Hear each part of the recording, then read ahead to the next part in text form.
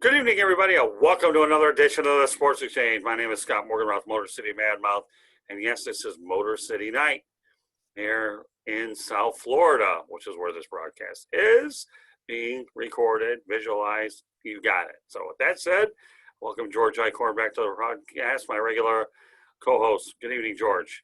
Good evening, Scott. Good to be here again on this Monday evening. Yeah, here it is, old Monday, the night before election. Don't worry, our guest, Kurt David, that's as far as we're going. The election, we welcome Kurt David to the broadcast tonight. Kurt, nice to have you on. Yeah, absolutely. And as you mentioned, no politics tonight, just sports and more sports. Sounds like a plan to me. There are enough outlets for it, and I have no interest in politics or religion, and that's where we're going. The only political reference I'll have, it's the night before election, and that's it. All right, Mr. Eichorn. Well, Kurt David is joining us, and Kurt, you've got a nice background, and why don't you tell us a little bit about your background, how you got started, and from Glory Days, your enterprise up here in Michigan, and fire away. Yeah. Well, it's great. I appreciate the time here and being with you guys here. One of the things I always say is I cannot talk about what I do without talking about who I am, because those aren't always parallel, right? And who I am basically started with the foundation of 8 of us in one house. There was growing up with 8 of us in one house with one bathroom. So you learn early on in life that life is not all about you, right? And so that was my foundation. There was 8 of us, both parents, 6 kids.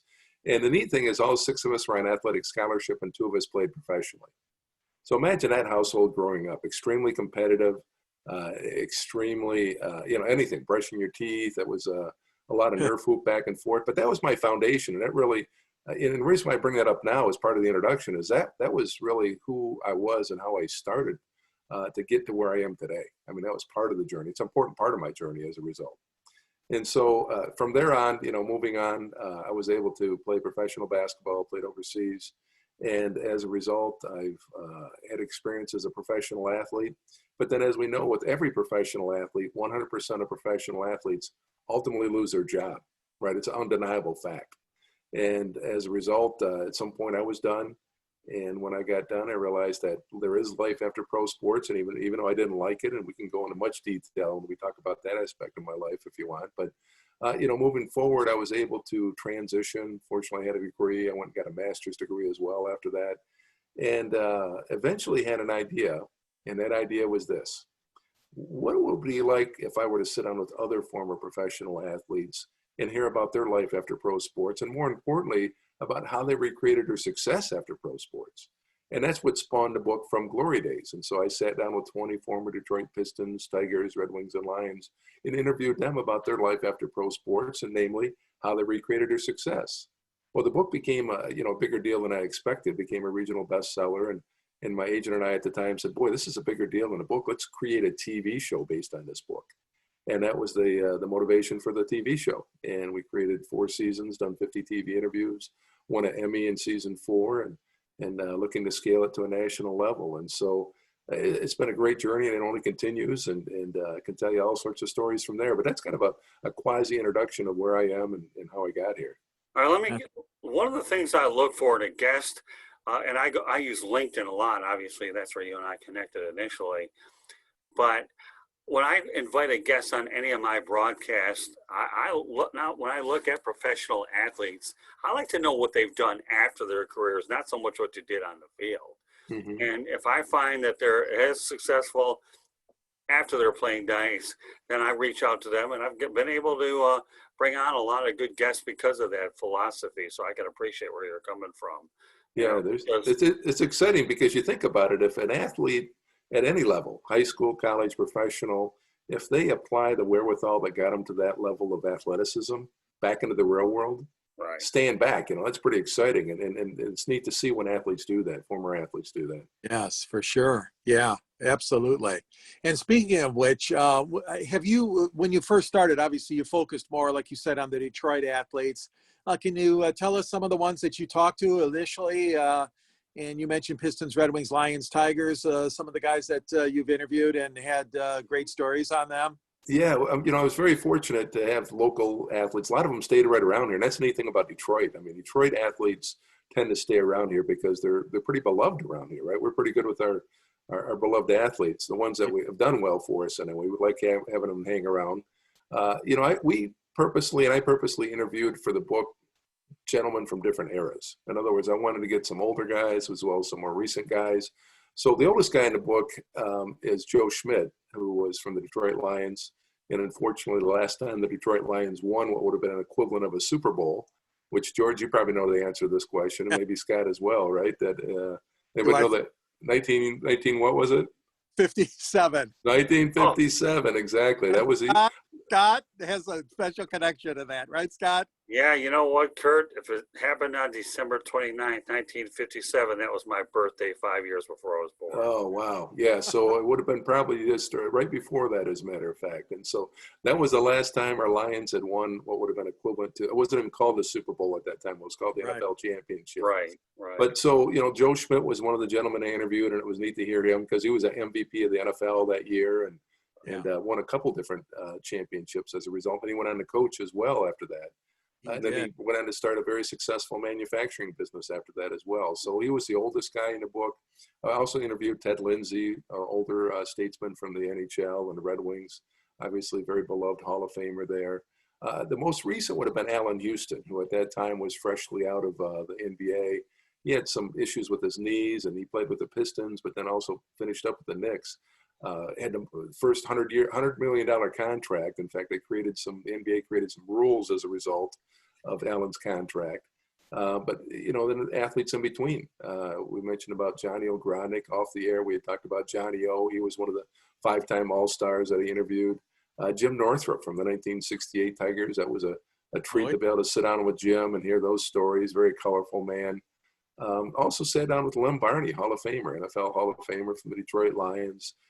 Dave Bing, who had great success, not just as a basketball player, but as a entrepreneur, went on to create a very big business here in Detroit afterwards, but then become mayor of Detroit. He continued to create a success over and over again. And so those are just some of the names of the 20 names that I interviewed for the book. And, what's neat about it too, is that most of the time I asked the same questions during the interviews. But the answers were always different, depending on their experience, depending on their journey. And that's what made it very interesting to me, was that each of their journeys to how they found success again was their own journey. Yeah, and I would imagine, like you said before, that everybody's got their own story, their own journey. And certainly, Joe Schmidt, I've met Joe many times, and what a great guy he's been, a really true gentleman and a Hall of Famer. Ted Lindsay, the same way. John Ogrodnik, I have the privilege of knowing him too because of a connection with a former co-host of mine, Phil Guastella, and I became friends with Johnny O. And he's in the financial services area, if I'm not mistaken. That is correct, yes. And has he been successful there, I hope? Well, he's taken some of my money, so I'd say so, yes. That's good. Do you find, Kurt, that is it a wide variety of things that guys go into? I mean, the old days, we always heard Mickey Lolich became a manufacturer's rep, or Jim North manufacturer's rep. But what is the most common of a second occupation, if you will, for a lot of the athletes that you've talked to? Yeah, it's a great question. It's a great point that, it depends on the era of what I've discovered, because obviously the contracts today are very different than the contracts from, even 10, 15, 20 years ago. Sure. And so a lot of these gentlemen, when they played, for instance, Dan Petrie is one of the gentlemen I interviewed, and he talked about being retired at the age of 35 from professional baseball, right? After winning a World Series, he retired at the age of 35. And he talked about having to learn how to write a resume at the age of 35. And so a lot of these athletes from those eras, I'd say, from the 10, 15, 20 plus years ago, they all went into typically sales type jobs. Yeah. And the reason why is that a lot of times their doors were open simply because of their name, right? I remember interviewing Dave Bergman, and Dave talked about how he only gave whoever he was meeting with 2 minutes to talk baseball. He says, I always got in the door. It was never a problem. I always got in the door. He says, but I only gave him 2 minutes to talk baseball because then I wanted to close. I wanted to, make a deal here. And so, but a lot of them went into sales simply because of that, their name recognition, whether it be as a manufacturing rep, as a financial advisor, some type of rep or salesman, because it really proved natural for them to be able to get the doors open. Some of them today, I think the athletes a little bit, if you look within the last 5 years, a lot of them that retire actually become entrepreneurs and businessmen because they have the capital to continue to move on, to Sure. get into that, and actually have teams of people. In fact, it's interesting because I've connected recently with a guy by the name of Paul Gasol, who won some championships in LA with the Lakers, and he's so focused now on life after sports as an entrepreneur. In other words, how do I build these businesses? I mean, Dave Bing's a great example of that, and he's an anomaly from that era. For a guy of that era to create, $400 or $500 million a year business that he did during that time, it was very unusual that he really took a route and learned a lot and continued to create a success. But yeah, I'd say, in answer to the question, a lot of them sales type positions for that reason.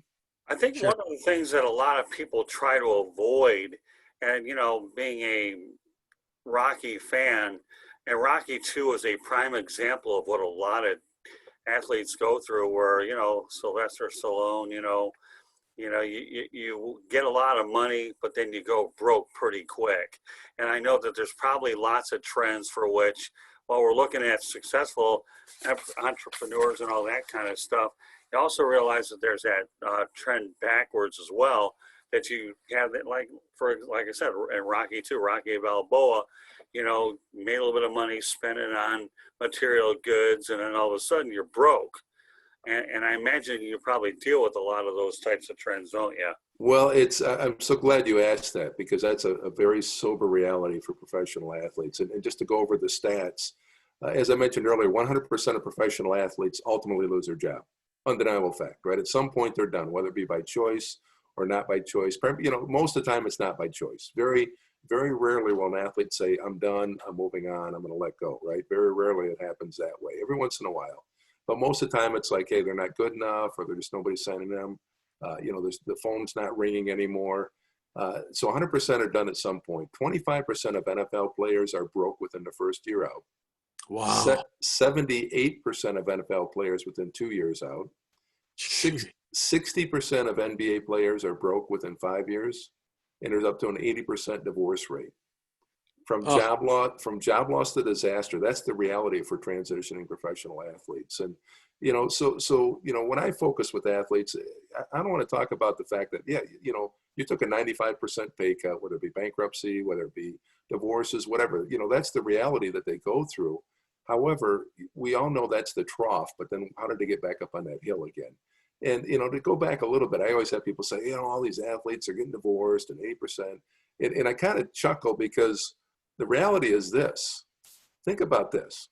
You go from being on the road 6 months out of the year to all of a sudden you're toe-to-toe with your spouse with a 95% pay cut. What kind of marriage is going to survive that, honestly? That's true. Well, I mean, all the Rocky films, Rocky 2 was one I didn't particularly like a lot. And I'm not going to turn this into a documentary about the Rocky film. But that's the one that came. If you want, we can. I mean, go ahead. Well, there's probably a lot like it, though. But when you think of guys like Latrell Sprewell, is there probably another one who falls in your category where, here's a guy, I can't feed my family off of the money he's being paid. But I know there's a lot of stories, Kurt, out there like that. Sure. Well, and the biggest to me is Michael Tyson, right? $300 million. 300. Let that sink in for a second. Yeah. 300 million. I mean, that's more than some countries' gross domestic product. Yeah. And it's gone, right? Gone. And like I tell people, it's not all Michael. He had people robbing him blind. He had the wrong people around him that were stealing his money. But Michael made some choices too. Does he really need a white tiger or white tigers? You know what I'm saying? And so it was a combination of both for him. But, that's a really bad scenario to talk about loss of money. But, you hear about it with a lot of winners as well. It's quick wealth. The pro athletes have a very small window of opportunity to have their highest earning potential. In other words, 3.2 years is the average. And so I have 3.2 years to make the most amount of money I can make for the rest of my life, unless I become somebody like a Magic Johnson or a Michael Jordan, which is an anomaly, to make more money now than I ever did as an athlete, right. Which is rare, but it happens, right? Yeah. And so most of them, it's like, okay, now I got to go get a real job.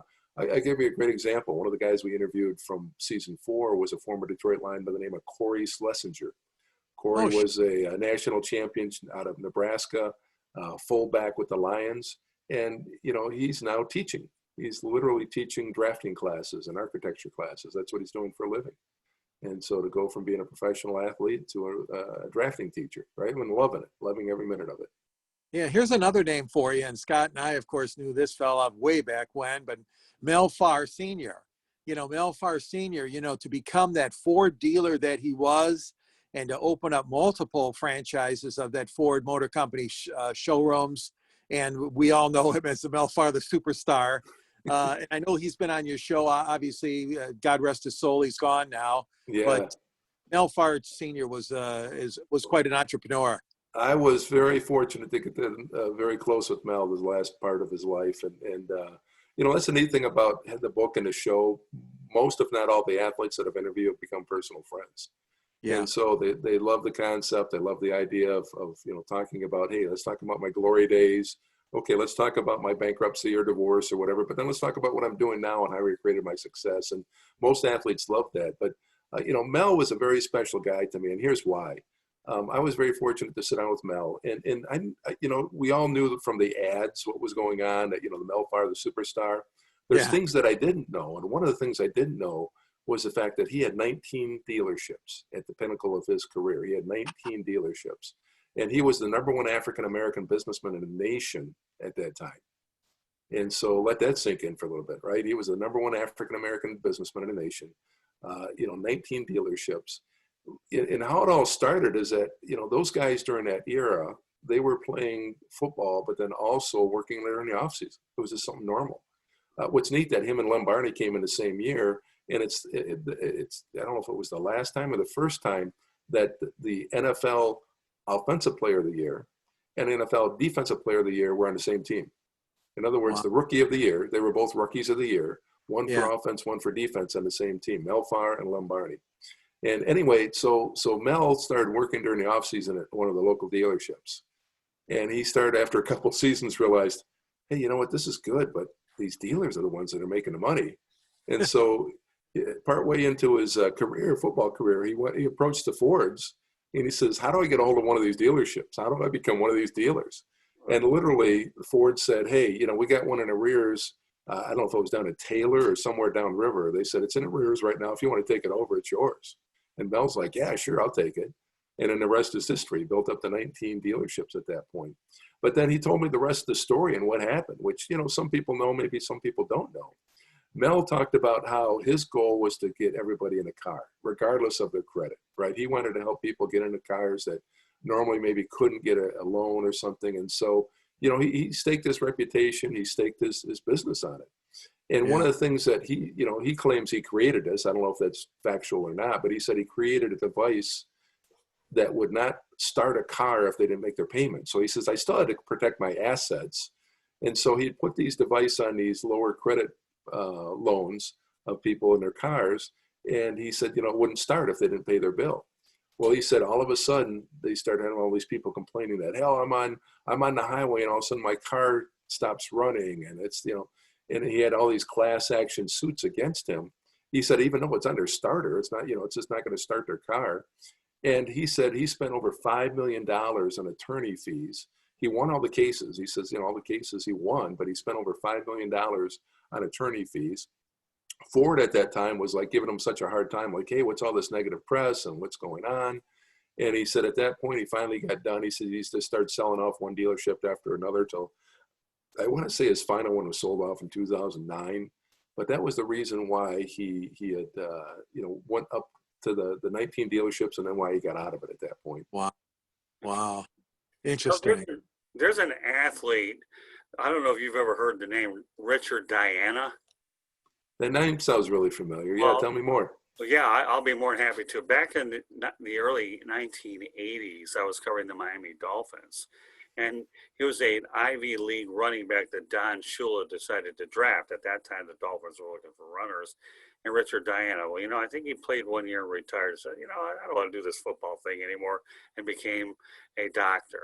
That's what he did. And I believe he's a surgeon. Another one, Myron Rolle. Remember him? There's another guy out of Florida State, Rhodes Scholar. But Richard Diana is an interesting story too. You know how you talk about a guy, and he was smart too. I mean, they get if you go to the Ivy League, you're not stupid, but really. Right. Yeah, you got to But have something to get in. but the Dolphins drafted him. They thought he could be help their running game out. One or two, I think he was there for like a year or two. Don't know exactly, but it was a very short career. Got back into medicine. He's never looked back since. So if you ever look him up, you should look him up. He might be a guy you might want to approach at some point. Back in the 80s, he was a really interesting type. I've never met him, but I do know I was covering the Dolphins. My first pro team, believe it or not, covering a team in the National Football League was the Miami Dolphins, working with Don Shula. And I can tell you what a tough experience that was being a teenager. It was intimidating, but I learned a lot from Don Shula. I would imagine you saw a lot of great players come through there at that time as well. But Yeah. you brought up a great point, was that, you know, the education. What I found with all the athletes that I've interviewed is that the ones that had an education to fall back on, their transition was a little bit easier. Right. Because they had something to fall back on. Whether they used it or not exactly for that field, at least it gave them a foundation to say, okay, well, at least I have this degree. Maybe I can go in that field or not. But it was very important for you know, sometimes it's a detriment, though. I'll give you a great example. I haven't interviewed him for the shows, but he reached out to me a couple of years ago. And there was a gentleman that played professional soccer for 10 years, right? His name's Greg Jenneke. He played at Michigan State. And he went on to play professional soccer for 10 years after that. And he called me up after he was done playing. He says, hey, I heard you're the guy to work with former professional athletes to help with the transition. And I'm like, okay, tell me more. So he told me his story and, you know, how he played. You know, he fortunately finished up his degree at Michigan State, went on to play professional soccer for 10 years. And now he was done and looking for a job. And he said it was actually a detriment for him to have been a professional athlete, because when he started applying for jobs, they're looking at him saying, where's your experience? And he's like, well, I don't have any. I've been playing professional sports for 10 years. And they're like, well, you know, we're looking for somebody with more experience. He's like, well, I've been playing professional sports for 10 years. And so guys his age already had 10 years worth of work experience, where he was coming out fresh, you know, with no work experience and all this experience as a professional athlete. But it actually, for him, he found it, you know, he had to start back on the bottom again, which was a kind of a rude awakening. And it is for a lot of these athletes. It's like all of a sudden, boy, you know, I got to start. Here I went from the top back down. And I think Johnny O, you mentioned Johnny O a couple times. Yeah. Johnny O had a famous saying. He says, why is it that when I'm making all this money as a professional athlete, I don't have to pay for anything, but all of a sudden I'm done playing and I got to pay for everything, my meals, my cars, my suits, you know, and so. You know, and also that's a good story you related to us, Kurt. Talk about the guys who stay in the sports, though. Of course, you got guys that are broadcasters, scouts, managers, coaches, front office personnel. Any idea about what the percentage is of guys that actually do stay in the sports? And do you think that's a good idea for them to stay? If they love the sport or love what they're doing, I'm sure it is. Yeah, and I think the biggest thing is there's not too many of those jobs, right? And so you look at the percentages, it's like, boy, there's only so many NBA broadcasting jobs in each city, right? I mean, literally, there's maybe one as a, you know, and so one of the guys I interviewed in the book and the TV show, his name's Greg Kelser, and Greg we know from, you know, his championship with Magic Johnson at Michigan State, national championship, and then he went on to play professional. Yeah, he went on to play professional basketball. And one of the neat things about Greg was that during his playing career, he was enamored with TV. He just loved it. Just something about it attracted him.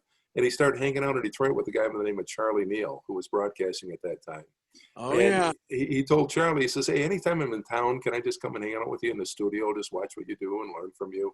And as a result, he did that for years and learned a lot. And so now Greg is in his 35th year of, you know, sports broadcasting as a result in the NBA. And, you know, certainly it's a great way to stay involved with the sport. But as I mentioned, there's not too many of those jobs as a coach, as a broadcaster. You know, every once in a while they'll go into the executive side and the business side. Yeah. Like the gentleman, I think it's Palinka out there. He played at the University of Michigan, and now he's out there with the Lakers. Yeah, having great success as an executive. But, you know, it keeps him in the game. It keeps him involved in that way. And that might help with that transition. I mean, Iceman Gervin, Iceman George Gervin. Right. He's, you know, he's in the front office. He's doing stuff with the Spurs, and so he's still involved. Earl Cureton locally is doing community stuff with the Pistons, and so he's still involved in that capacity. So I think it does help to still be involved with the game, but you know, like I said, there's not too many of those jobs, so the odds of getting one of those are pretty slim. Well, let me Yeah. tell you this. You talked about Mel Farr Sr., and but the one guy that stands out to me, a former car dealer that's done well for our front office. Ever heard of a guy by the name of John Elway? Oh, yeah, of course. Yeah. John Elway's done well for himself. He got into car dealership business and all of a sudden got back in football. And I had an opportunity to see him in Super Bowl 33. That was the first Super Bowl I covered. And I'll never forget the question I did have a chance to go ahead and ask him that nobody did get around to doing. I said, John, isn't it ironic that things worked out as well as they did when you requested a trade from the Baltimore Colts to the Broncos? And, you know, he gave me the biggest John Elway grin that would, because he was glad to hear a question that was so different, because nobody talks about the fact that he was drafted by the Colts. He told Robert Irsay, don't draft me, I'm not going to play. And then Irsay was forced to ship him off to the Broncos, and we know how that turned out. And then John Elway became an icon in Denver. But yet the irony between John Elway and Mel Farr is they both worked as car dealers for sure. And I wonder how many Elway had at his peak, you know, if he still has them or if he sold them off as well. and he's out of the business. I think, Well, I heard a story a long time ago when he was at one of his dealerships that somebody asked him to pick up the sales tax, and I don't know if he ever did or not. He made enough money, but I never heard of this, never heard there. But John Elway. Now we talked about a lot of the major sports, but one thing that enters my mind is: do you ever run across athletes from like NASCAR, auto racing, and other ones, or you just focus on the four major ones? No, actually, we're expanding more and more. You know, I'm a father of daughters, and so I'm always looking for women as well in women's sports and professional sports of different types. So, you know, like one of the people we interviewed in season 3 was a former Russian Olympic gold medalist by the name of Tatiana Gutsu. And Tatiana was in the, I think it was in early 90s when she won a gold medal, silver medal, and she represented Russia at that time. She's actually from Ukraine. But, you know, we try to be as diverse as possible with different sports and different things. You know, somebody said, what about golf? And I'm like, those guys still play till they die, you know, till they're dead. And so it's kind of, you know, you got to find sports where there's a finite finish, right? Olympic athlete, you know, somebody in a different sport, you know, even bowling, right? I mean, I don't know. When do they retire from bowling? I don't know, from professional bowling. So we good ones in Detroit too. Bob Strampy comes to mind. Oh, absolutely. Eddie Levansky.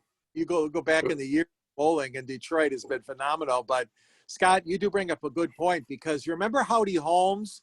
Howdy Holmes was a NASCAR driver, and Howdy Holmes got into the Jiffy company, I believe, near Ann Arbor, isn't it, Kurt and Scott? The Jiffy, the mix, whatever the different mixes that they have. Yeah. Howdy Holmes got his second career as an executive with Jiffy, and he was a great guy to talk to. I interviewed him many years ago at MIS, and that jogged my mind when you mentioned about Elway, that Howdy Holmes had a great story to tell too as well. So, and you know, another thing I thought about, Kurt and Scott, is the Tigers have a penchant now for bringing back their guys. Obviously, and they got great talent, obviously, with Alan Trammell, Kurt Gibson. You had the late Al Kaline, Willie Horton. They make them executive assistants to General Manager Al Avila. What are your thoughts on that, Kurt? You see, you're seeing that more and more. I mean, the Red Wings are doing it as well, right? You see some of their players that are either over in Grand Rapids with the teams and, you know, the farm systems, but you know, part of it is, I don't know if it's a PR thing as much as you know, taking care of their own. I mean, you take care of your own, so to speak, and it's neat to see teams that do that. Or is it part of a PR move to say, oh boy, you know, we're not selling a lot of tickets, so let's bring this person in, maybe it'll help us sell more tickets or whatever. And so, you know, I always like to have teams have I love it when teams have a alumni type strength. In other words, there's alumni. That's probably one of the biggest criticisms I've heard, especially for the Lions, just to be very frank. The players that I know that have played for the Lions and have played with other organizations, such as the Packers or you know, somebody that's won a Super Bowl, they say, you know, like one of the guys, he played for the Packers. He's like, they still call me back every summer. They're sending me a check to come, you know, play golf with this for this outing or something like that. They said the Lions rarely do that. You know, there's not a strong alumni where there's, you know, a lot of pride and boy, I played here. And I think that's the biggest thing is if they can develop that, and maybe that's what they're trying to do with those guys, with Kaline when he was here. I mean, Kaline was just, you know, he was an icon throughout the whole league, not just in Detroit. Yeah. And Well, so, I think you're right. Mike Ilitch was big on that. You're right, because the Red Wings have a strong alumni association. They always have. Tigers seem to have a pretty good one, although there have been some, you know, problems with like the relationship of Denny McClain and Mickey Lolich and things like that have gone on. But you're right. I think that the Pistons probably is not as strong. Like you mentioned, the Lions is not as strong, but I know the Wings and the Tigers have tried to do a good job with that. Well, yeah, when you talk about athletes who have really struggled after the fact, I think one of the things that really, ironically, when we talk about election night, Kurt Schilling is an individual for me where some of his controversial comments have probably kept him, I think, out of the hall. Very good postseason pitcher. And yet he had some investments that went badly with that 38, with that company that he's talking about. And yet he's just another example of what you're trying to represent in terms of, you know, when you talk about your show, Kurt. I mean, from one Kurt to another is probably the C, of course. But.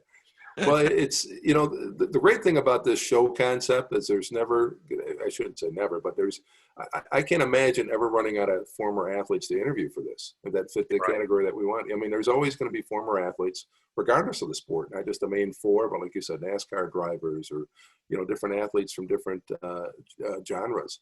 I think the biggest thing is identifying. One is, you know, we're at the point now where we're looking at only Hall of Fame or All-Star status, right, or world champion status. And then they have to have recreated their success afterwards. That's the criteria. And so, you know, that does, I don't want to say limit, but at least narrows the focus of what kind of athletes we have on the show. You know, there's always going to be those stories of crash and burn, and those are the ones you're going to hear about most in the news. We want to illustrate stories that are athletes that you probably didn't know about. I'll give you a great example of that. One of the guys you interviewed in season 3 was Charlie Batch, or I'm sorry, season 4 was Charlie Batch. And just, you know, for those of you that may not know Charlie Batch's story, Charlie Batch grew up in Pittsburgh, came to Eastern Michigan University to play football only because that was the only school that offered him a scholarship. And so he had no idea where Eastern Michigan, where Ypsilanti, Michigan was, but it was like, hey, they offered me a scholarship, I'm going to go there, right? So Charlie came from Pittsburgh to Eastern Michigan University. His junior year in college at Eastern Michigan, he got a phone call from his mother. And his mother said, hey, I need you to come home. And he's like, well, Mom, you know, I'm right in the middle of schooling and football workouts and everything. She's like, nope, I need you to come home now. And he's like, well, Mom, what's going on? You know, I'm right in the middle of football and all the, you know, workouts.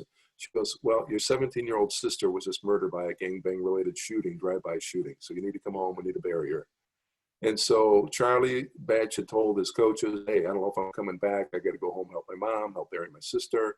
Coaches were like, you know, do whatever you got to do. You know, if you don't come back, it's, you know, do whatever you need to do. So Charlie went back, buried his 17-year-old sister.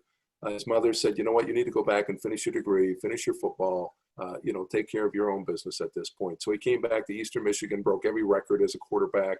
And those of us that know, went on to play for the Detroit Lions, then went on to the Pittsburgh Steelers, won 2 Super Bowl championships as a quarterback there, backup quarterback most of the time. But now Charlie has a foundation where he has sports and educational facility for inner city kids in Pittsburgh, with the idea that if he can save one kid off the street in honor of his sister, it's worth every penny. And so that's what he's doing now. He's got this foundation. It's called Best the Batch. They have inner city sports. They have, you know, tutoring programs and things for inner city kids. And that's what he's doing, as well as the broadcasting he does for the Steelers games. But those are the kind of stories that we want to get out that most people don't hear about. Sure. And he's represented by a wonderful lady, Risa Balaam. Yeah, I think. Really? What's the, hang on, George, what's the connection there? Help me understand that. Oh, Risa used to be public relations for the Detroit Lions. And I know Risa has been, you know, representing and being with Charlie all through the years. And what a wonderful lady she is. She got her, you know, her own PR company out of Ann Arbor. Scott and I, years and years. Yeah, see, I think the one thing where you're at now, Kurt, is you're at a point where you can be more selective. But at one point, I think when you were building your brand, then it was good to be able to hear it from a lot of different angles. Now, I do know that John Sally, we all know that he loved to go out there and be the ultimate entertainer, whether it was in New York and LA. But as I understand it, I think he relocated back to the Detroit area, if I understand. I don't know for sure, but I've heard that. And Lomas Brown is another guy who won Super Bowls elsewhere. Then again, don't they all? And now he's broadcasting for the Lions.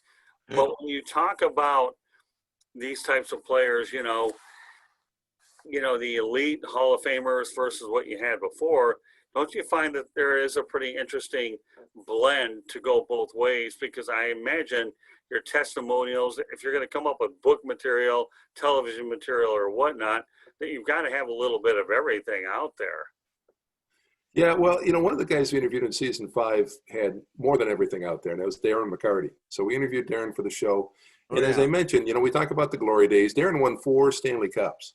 4 Stanley Cups. So he won 4 Stanley Cups, and he was not immune to that transition. He had a horrific transition, very public transition, right? Cocaine addiction, gambling addiction, bankruptcy.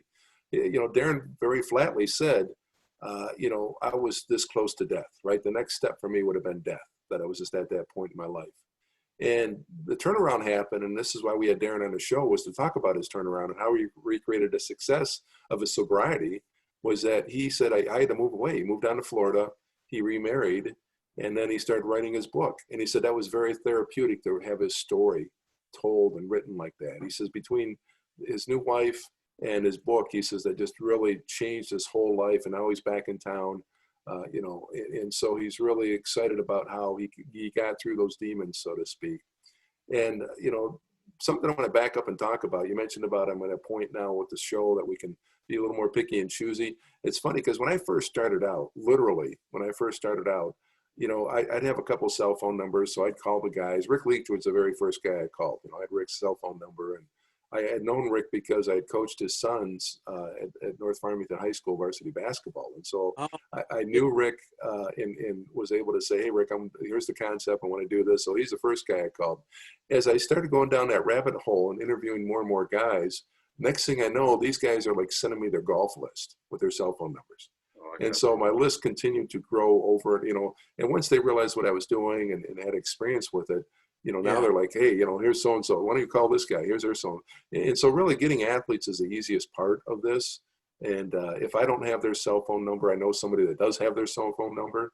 And so that's been a neat thing. I felt that was worthy bringing up. But I think the biggest thing is, as I mentioned, you look at guys that have gone through those horrific transitions like Darren McCarty, like we talked about.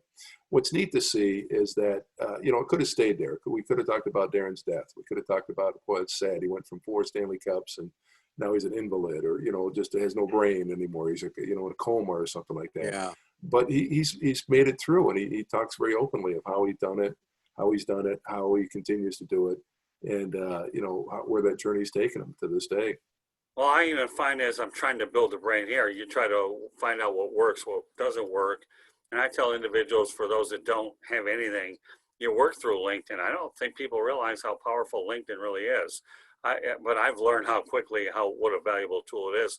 I know another guy in Metro Detroit, obviously relocated recently back to Chicago, Chris Chelios, has done well for himself. Do you find that a lot of these guys end up going in the restaurant business, knowing full well that, I know Jacques Demers had his name attached to one on Embassy Suites, I think right up the road from me in Southfield. But the restaurant business, I would think, would be a very common place. You think about Harry Carey having one out in Chicago, Mike Ditka, and I know there's a lot of other examples, but I would think the restaurant business. But Chris Chelios is a prime example of what you can do when you're able to make such a move like that. Yeah, I think the biggest thing is they have a little capital in their pocket, right? Some of these guys, they have some money in their pocket, so they're able to venture off into things. And sometimes it works and sometimes it doesn't, right? You talk about Derek Coleman. He's a first round or number 1 draft pick in the NBA. And, had his career, and you can talk about his career one way or another. Some people say he never lived up to his potential. Other people say that, he just didn't have the chance. He was really big when he got done playing about giving back in Detroit, especially where he grew up. He wanted to really get back to that area. And Derek got a lot into business, a lot into, developments down there. But I think one of the problems that Derek had was that, unfortunately, he didn't always have that knowledge as an entrepreneur, and I think his heart was right, but I think the business sense, some of those places that he developed, maybe they weren't in the right area, or maybe it wasn't developed right, and he had some struggles as a result. And here he had lots of capital to build on. Rick Leach talked about it as well. Rick, I alluded to earlier, Rick talked about going into business. He said, I had money in my pocket, so I was, part of a partnership of a business. And he said some years into it, he started realizing that his partner was robbing him blind. And he says he didn't realize that until he tapped into one of his U of M friends, and who was a business-minded. And he said, hey, can you take a look at my books here? I'm not sure what's going on. The guy looked at it and said, Rick, I hate to tell you this. And so he ended up having to sue his own partner. He said it was a very horrific situation, very stressful on the family. He says we won, but he says having to go through that was very difficult. And so my point is, a lot of these athletes have some capital to come out and start things such as a restaurant or, businesses that would require a little capital to get going, but it doesn't guarantee success. I mean, they have to surround themselves with people that have better knowledge. I'm a living example of that. I'll give you a great example. I have an elementary education degree. That's my undergrad. I have a master's in counseling. That's my master's degree. I don't have any education in TV, zero whatsoever. Right. And so, part of my journey has been learning, but also more importantly, surrounding myself with people that are much smarter than I am in this area, to the point that I'm now executive producing 6 different TV and documentary shows. And so, it's not necessarily that I know that, it's that I surround myself with people that know it better than I do. Well, you talked about Derek Coleman. Here's the most interesting irony on a day full of them. When my parents decided to relocate to South Florida, and I joined them down here, Derek Coleman bought my parents' place on White Lake, just so you know that. It was right. Oh, you're kidding me. No, I'm not. I mean, that was a pretty big place. Yeah, it was. My parents decided to downsize is what they did. And like every other person on the planet, they got tired of the snow and all that. And they decided to just sell it. Derek bought it. They ended up moving into a beautiful condominium down in southern Florida. But yeah, he ended up buying it, and no kidding. Yeah. Well, you talk about the interesting irony that my brother, you go to his restaurant, the Black Rock Bar and Grill, out in Heartland. I'll give him a little plug. I have no problem with it tonight anyways. But my Derek Coleman would end up going ahead and buying my parents' place because they chose to live in southern Florida and had enough of Metro Detroit. Like a lot of people, they get tired of the snow and the ice and the potholes and so forth. Yeah, Derek's not there anymore, but yeah, I've heard, I've not been in that house, but I heard it was a beautiful house on White Lake there, so.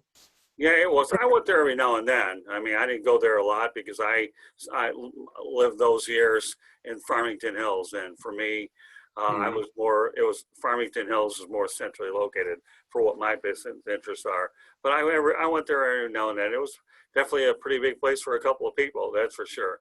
By the pool, but that was it was a beautiful place. I saw it one time. I remember, Scott, and but I wanted to piggyback on something you mentioned earlier, Kurt, and that's the philanthropy part. The things that people give back. Ted Lindsay giving back to the cause of autism, and Jim Price, Jack's Place for autism. Yes. You talk about guys like that, and I mean, I know that, okay, they might make a little bit on the side, perhaps, off these organizations, but talk about those kind of guys, those athletes that go out of their way and trying to help other people and help causes like that. I think that's wonderful, don't you? Oh, absolutely. I think that's a lot of it depends on their foundation, right? A lot of these guys, they were raised that way.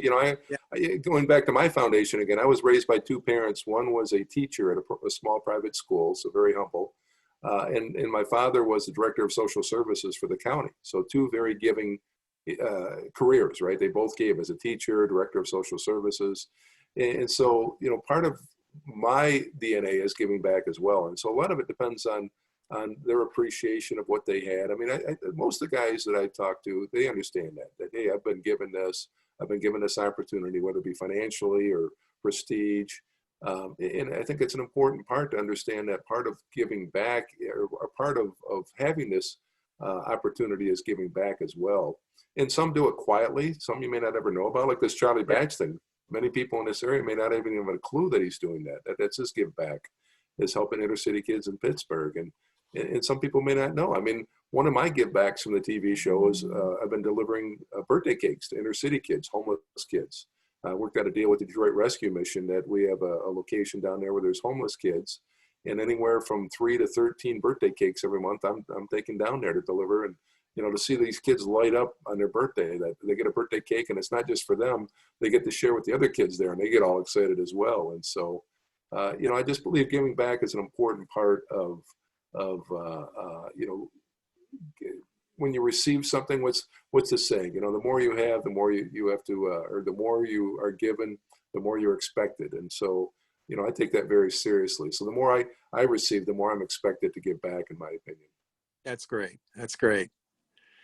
Yeah, I really think that you've got a great pulse on what's going on out there. I think of restaurants. I think of Billy Sims, Herman Moore, guys like that have tried restaurants, and some to some success and some to not. It is kind of a risky business in some degree, but like you said, they have some capital invested in it. It's one of those things where, especially now with COVID going on, it's unbelievable how many restaurants have closed in this area, all over the country for that matter. It's risky business now, I guess you'd say. Yes. Yeah. Kurt, do you find yourself working with a lot of national athletes? I know that a lot of your focus is on the Metro Detroit area, but let's not kid yourself. When you start going ahead and appearing on national podcasts, I don't even mind mentioning one that you went on, because I had her on here on my broadcast. Lorinda Phillips works out in the Southern California area. But, for an individual like yourself, who not only prides yourself around doing what you do locally, but nationally, I imagine that if your Rolodex is as high as I think it is, and you need to transfer it to the iCloud, because that's what the technological term is anyways, what kind of a percentage do you do when it comes to on the national side? Because, you probably got more material from here all the way until the year 3000 at the rate you keep building this. Well, it's one of the great things, we alluded to the pandemic. One of the great things about this pandemic, well, I guess let me start with one of the bad things. One of the things I do is speak. Also, I do keynote speaking. And in 2019, I did over 140 keynote presentations. And in 2020, I've done 5, right? And so that's been a radical change for me as far as going from that many keynotes to 5. The good news is that my Rolodex, as you say, has exponentially expounded. I mean, it's unbelievable. The connections, a lot of them are through LinkedIn, as you mentioned, have really expounded. I mean, I'll give you a great example. One of the guys I connected with this past spring was one of the producers of the movie Rudy. Remember the movie Rudy on Notre Dame there?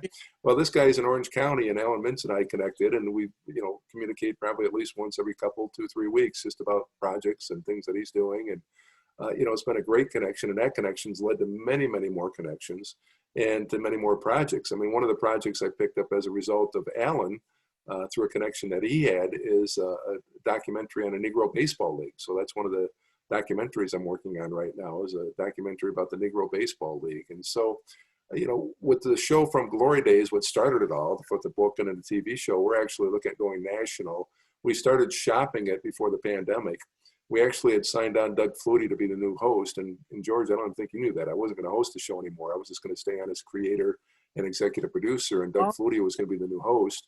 Well, then all of a sudden the pandemic hit and everything shut down, and even a lot of the agencies in LA now are still on furlough. So it's been very difficult to continue that progress. But, our goal is to get on a national stage. And I think the concept is worthy of it. It's just a matter of getting the right talent, getting the right production levels to that point where we can be on a national stage that somebody would be interested in. So, all these projects, another project I'm doing right now is called The Saint. It's about the St. Cecilia Gym and about the history of the St. Cecilia Gym, which is a great story, in my opinion. You guys probably are familiar with it, but in 1967, when the riots hit Detroit, Sam Washington Sr. went across the street to St. Cecilia Gym and talked to the priest and said, "Hey, can we open a gym for my boys here to come in and play a little basketball?" Well, that's how it all started. And from 1967 to 1989, it became a mecca for basketball talent. I equate St. Cecilia Gym to like the Motown of basketball, right? I mean, it just had that big of an impact. Yeah. And what's neat in the story that we're really expounding on isn't just the NBA players that played there that proved themselves, the Magic Johnson, the Jalen Rose, all these All-Americans that came out of there, and NBA Hall of Famers even. But it's the guys that maybe didn't make it in the NBA that played through there as well. Judge Greg Mathis is a great example of that, Oh, because of yeah. his opportunity to play there. There's an Yeah. engineer that worked on the space shuttle. There's other attorneys and teachers and people that had success. And so that's part of the documentary story that we're telling as well. And so that's an exciting project as well. Awesome. Do you That's awesome. find that during the pandemic that a lot of your productions, like all of us, have had to depend on the Zoom format, or whether it's StreamYard or any kind of streaming? Because nowadays, let's face it, not everybody can fly into Kurt David's studio, since traveling has never been as different as it is now. Well, yeah, I've been on more Zoom calls or meetings in the last 7 months than I have in 7 years put together. No doubt. Most of our production absolutely stopped. The in-studio for us, for one of the shows that I do, it's a mental health show. It's called Mind Matters with Dr. Michelle. It's a local mental health show here in Detroit. Right. We just started rolling tape again for the first time about 4 weeks ago. And so it's been, Wow. and I've done some virtual interviews over the summer from Glory Days show, but it's just not the same. It's just, there's nothing replaces an in-person interview or in-person Right. production, and we understand that. The good news is, there are, as long as we can keep production levels to under 10 people in the studio, it seems like that seems to be working right now. So we're slowly getting there. The biggest thing is the funding. I mean, all these projects can't happen without the funding, and a lot of people just hung onto their purse strings trying to figure out what's going to happen before they had their ad spends or sponsor spends. So that's been the biggest challenge. But we're starting to see that change a little bit right now too. Yeah, I got to tell you, I have been inundated with a lot of Zoom things, and my wife and I did a show on technology and how much I hate it, but you have no choice but to learn it, or you're going to miss the bus.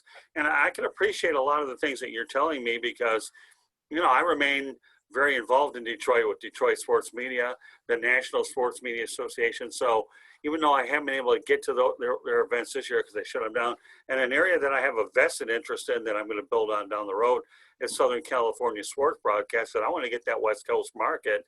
And you can only imagine, as you talk about what you're doing locally, my goal is to have a West Coast presence as well as national and maintain my roots back home.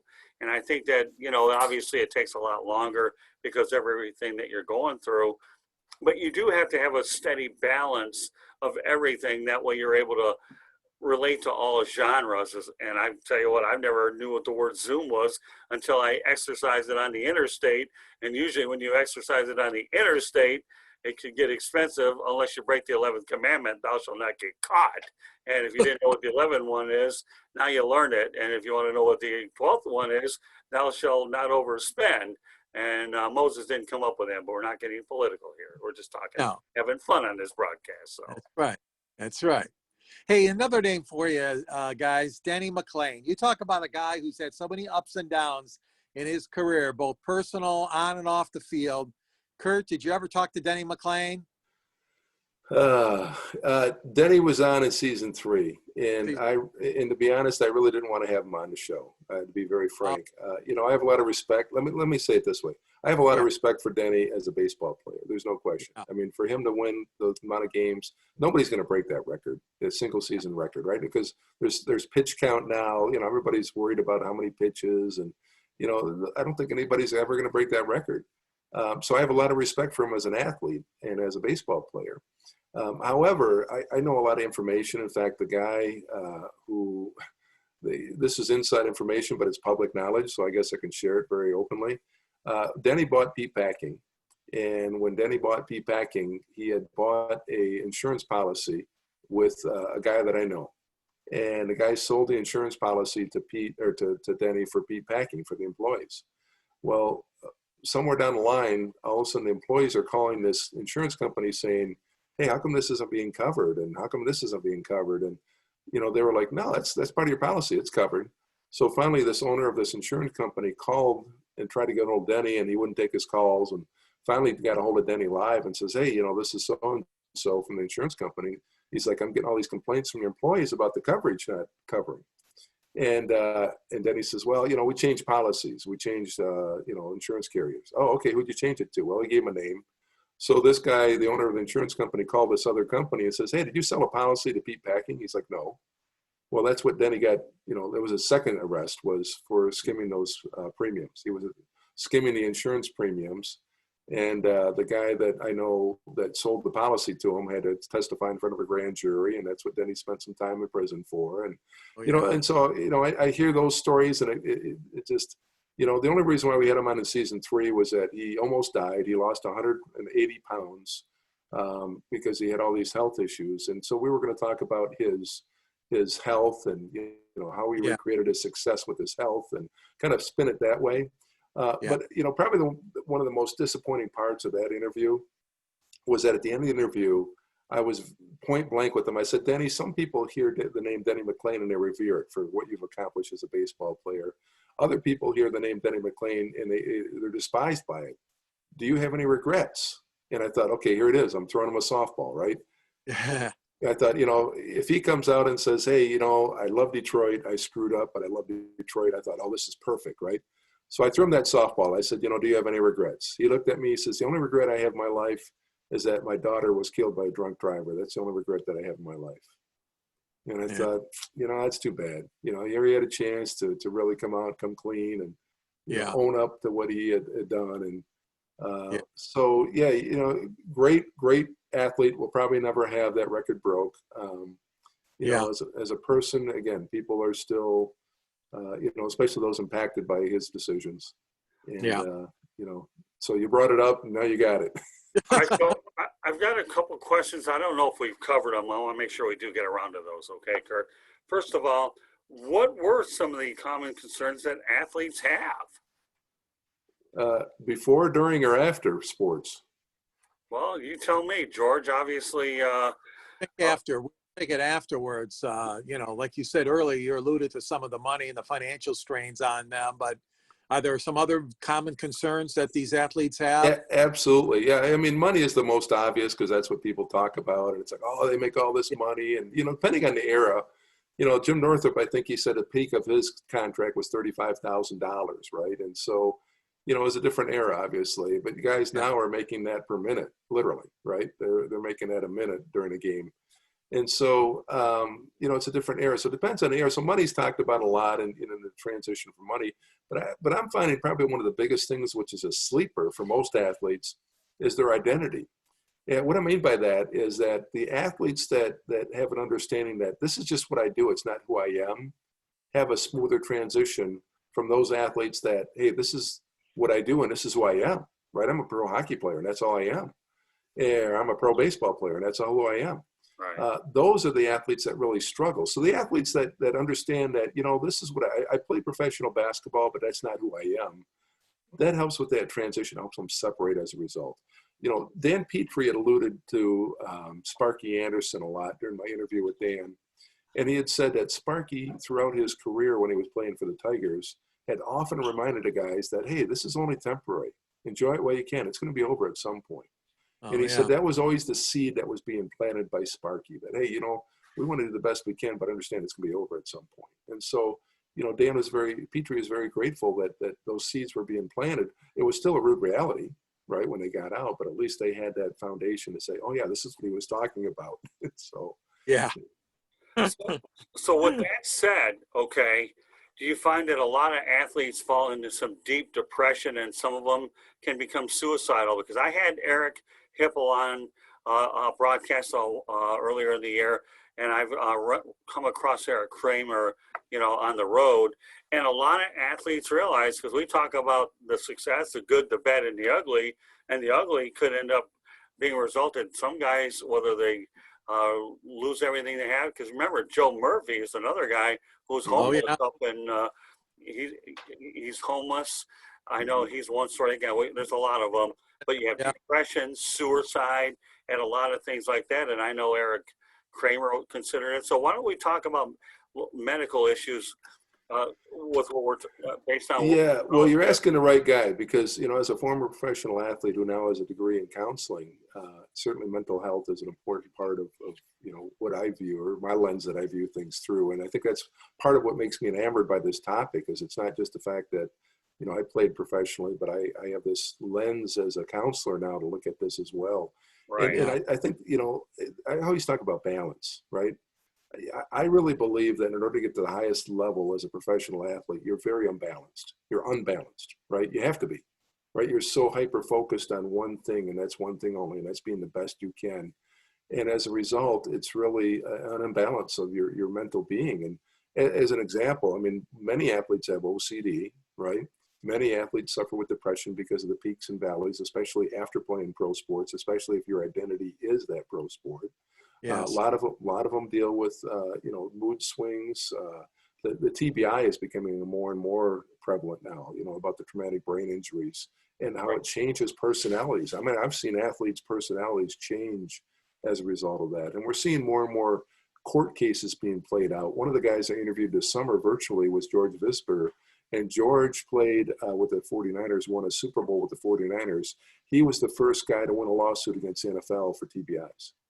And so George talked about his journey and how difficult his life is now as a result because of these brain injuries that he's had, and finally got a payout from the NFL for it.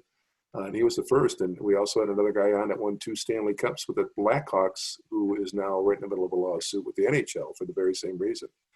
And so, it's very real for these guys. It's a mental health issue. You mentioned Eric Hipple. Eric had a very, very sobering and tragic transition when his son took his own life. And, but now Eric's taken a tragedy and turned it into a triumph, which is great. He travels all over the world, speaks and advocates about depression, which is great. You have a former NFL quarterback advocating about that. And so, it's something I don't take lightly at all, but it's a very real thing that all of us have to address. I mean, we all deal with different type of challenges in our lives, but as a pro athlete, you got to be balanced, and that's part of it, is finding that balance, especially after sports.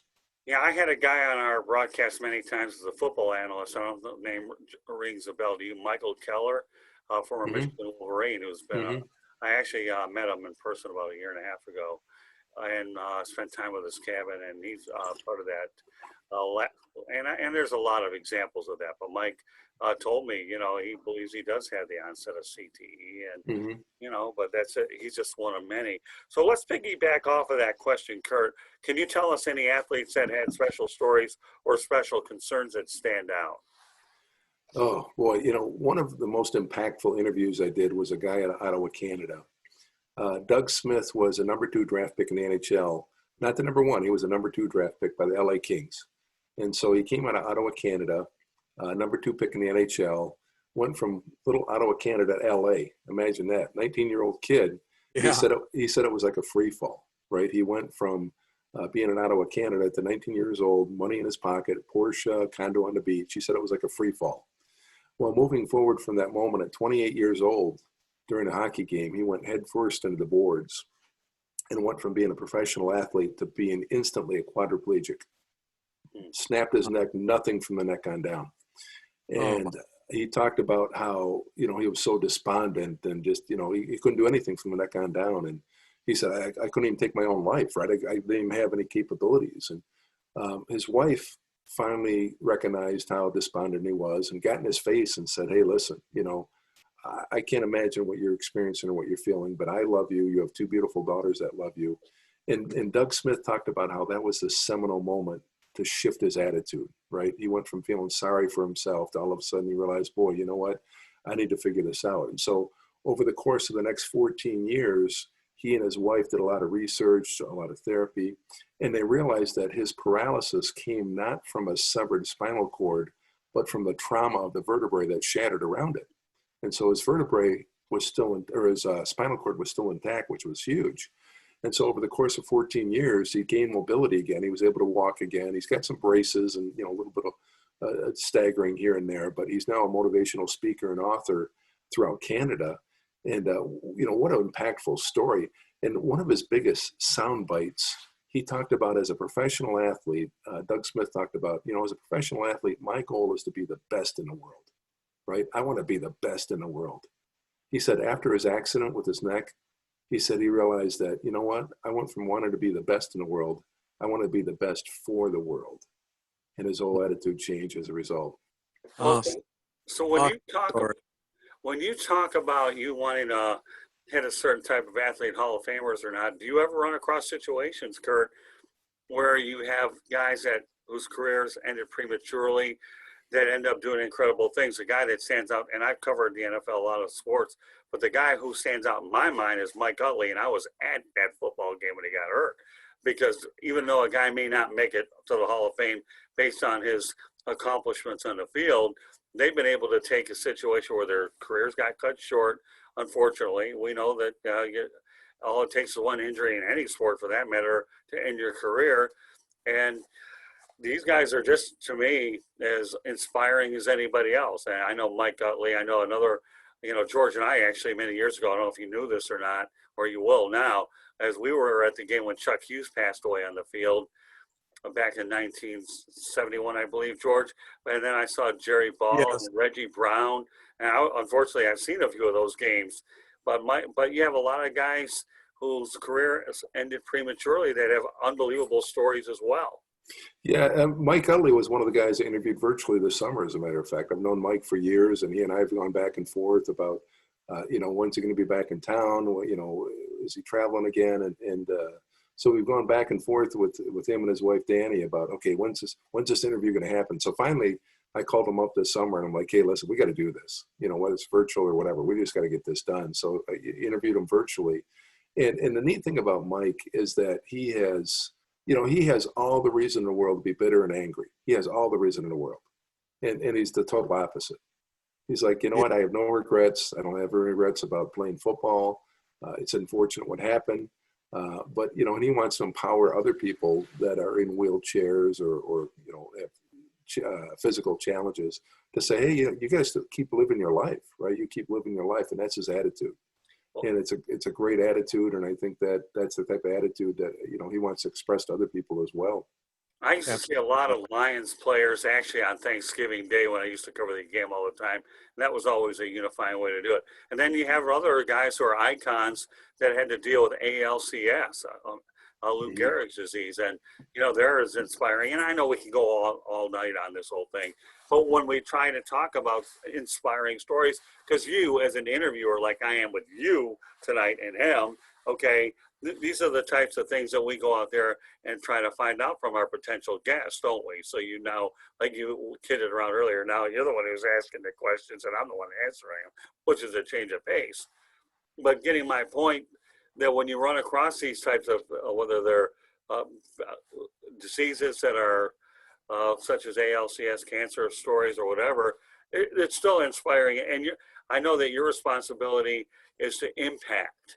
Would you say that that's the biggest part of what you do, Kurt, is the word impact? 5 exclamation points or 500 of them?